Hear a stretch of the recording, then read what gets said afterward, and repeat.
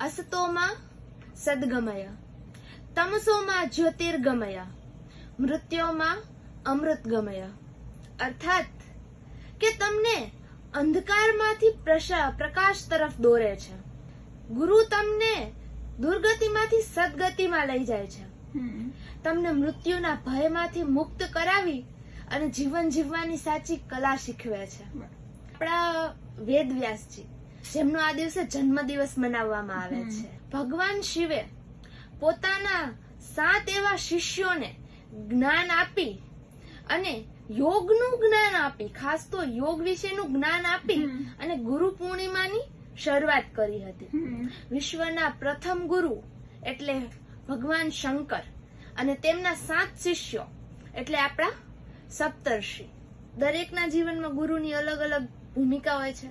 જેમ કે કોકના જીવનમાં હું એમના માટે ગુરુ છું, તમે એમના માટે ગુરુ છો. આપણા જીવનમાં પણ આપણા માટે ઘણા ગુરુ છે.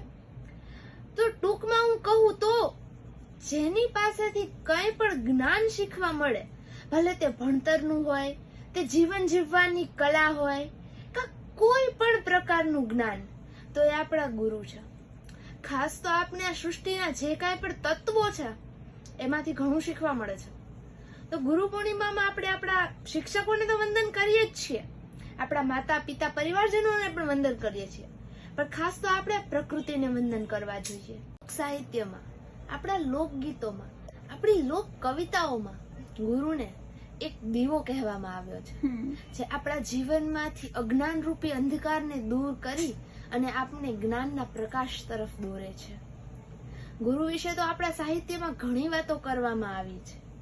આપણા લોક સાહિત્યમાં, આપણા ગુજરાતી સાહિત્યમાં જો આપણે ગુરુ વિશે ગોતવા નીકળીએ તો આપણે ઘણું એવું મળી રહેશે કે જે વાતોથી આપણે અજાણ હોઈએ છીએ.